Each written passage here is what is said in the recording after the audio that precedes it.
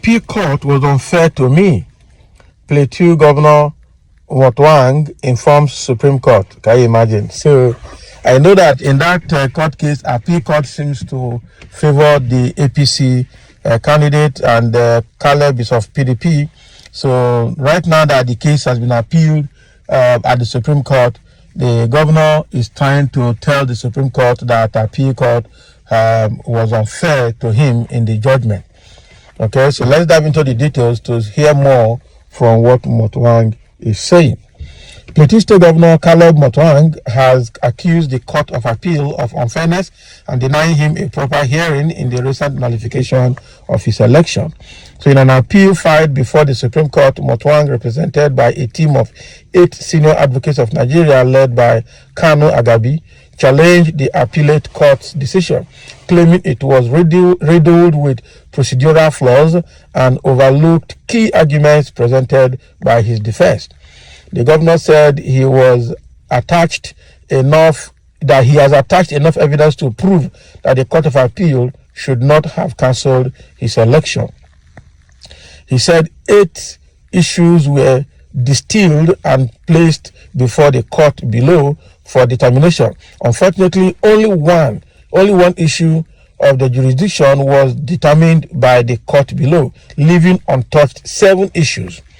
So this court has stated in quite a number of cases that intermediate court should pronounce on all issues placed before it. It should not restrict it to one or more issues which its opinion may dispose of the matter. This is to give the apex court the benefit of their views in the matter should there be need to consider other issues not determined by the intermediate court. So according to Motwang, since he was not given a fair hearing in the Supreme Court should dismiss the judgment of the Court of Appeal which invalidated his election. He added, it is our further submission that having denied fair hearing to the appellant with respect to the notice of preliminary objection as well as a motion to strike out the incompetent grounds of appeal, the decision of the lower court to dismiss same is with all due respect manifestly flawed. So the implication of denial of fair hearing renders proceedings null and void. See the case of Poroye v. McAfee in 2018. Okay, that's the reference now, a case reference. So we respectfully urge the Honorable Court to invoke its powers in Section 22 of the Supreme Court Act by upholding the notice of preliminary objection of the appellant embedded in his brief before the lower court, and also granting the motion of the appellant filed on 2nd November 2023 before the lower court by striking out grounds 1 to 9, 11, 12, 15, 16, 17, 20, 21, and 22 of the notice and grounds of appeal of the first and second respondents. Oh boy. He said, we have demonstrably shown in this brief that to all intents and purposes, the judgment of the lower court with the greatest respect has occasioned injustice of unquantifiable magnitude to the appellant. The law is settled that wherever there is a wrong, there must be a remedy. This principle of law, which is of considerable antiquity, is expressed in the Latin maxim, ubi jus ibi remedium. Can you imagine? We therefore most respectfully urge the Honorable Court to allow the appeal, set aside the judgment of the lower court, and thereupon affirm the appellant as the duly elected governor of Plateau State. So he listed 8 reasons why the Supreme Court should validate his election as the governor of Plateau State. He said the issue of nomination and sponsorship, which underpinned ground 1 of the petition, is not only a pre-election but within the internal affairs of the 4th respondent, and as such, the first and second respondents lacked the local standee to canvass it. Now, wow. So the judgment of the lower court delivered on 19th November 2023 is fatally flawed or for want of jurisdiction, having regard to Section 285 subsection 2 of the Constitution supra, disobedience of court order is not one of the grounds for maintaining election petition under section 134 of the Electoral Act supra again, nor is it part of section 177C of the Constitution, let alone disqualifying the appellant from contesting the election.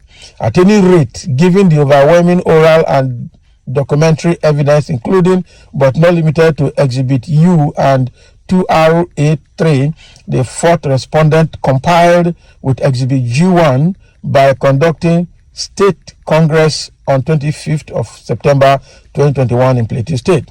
The evidence of PW16 was thoroughly discredited and controverted, and as such, the lower court was clearly in the wrong to have heavily relied on it against the appellant.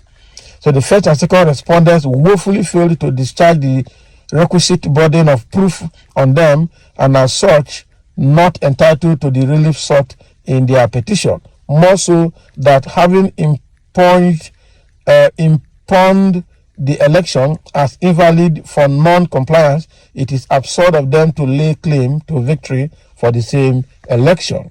Oh boy.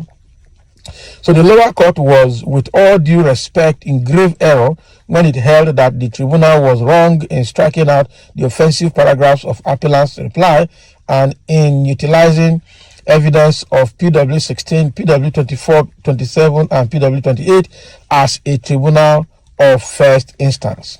So the lower court denied fair hearing to the appellant by dismissing his notice of preliminary objection as well as motion to strike out certain grounds of the notice of appeal of the first and second respondents without properly considering the same.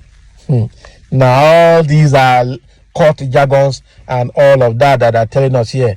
The summary of the matter here is that Caleb Motwang, originally the tribunal actually gave judgment to him as the winner, but on getting to the Court of Appeal, the Court of Appeal struck out the judgment of the tribunal and said, the Caleb Motwang did not win the election based on their own technicalities and their issues there, and declared the APC governorship candidate the winner.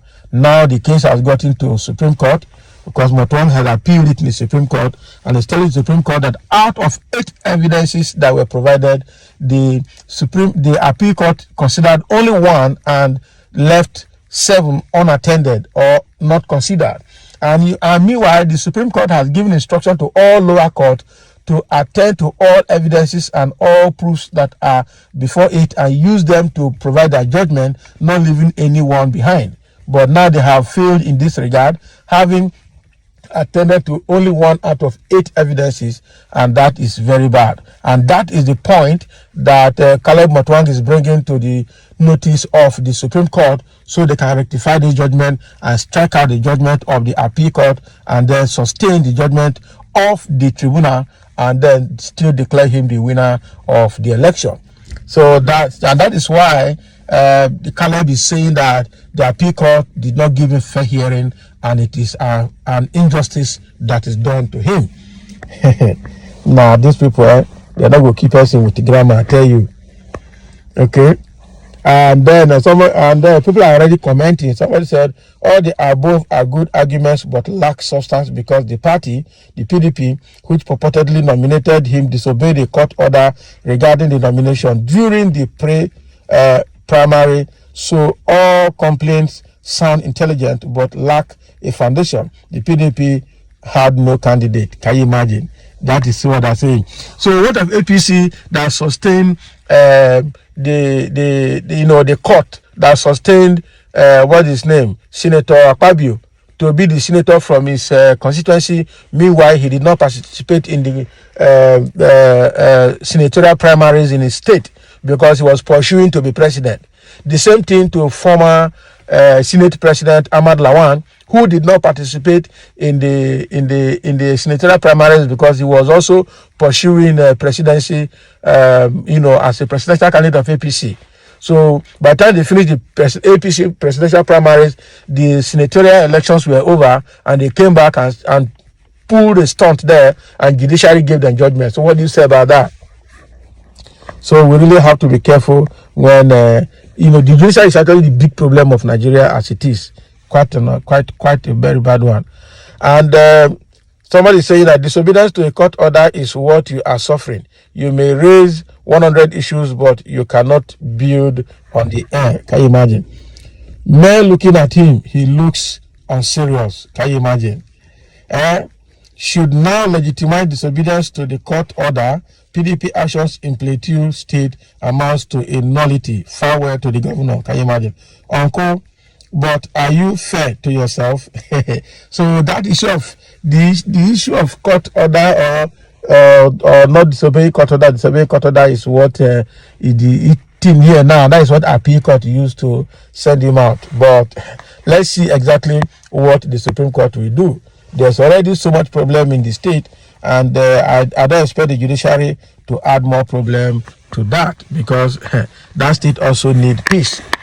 So thank you for listening, and let's have your comment in the case of Governor Caleb of Plateau State.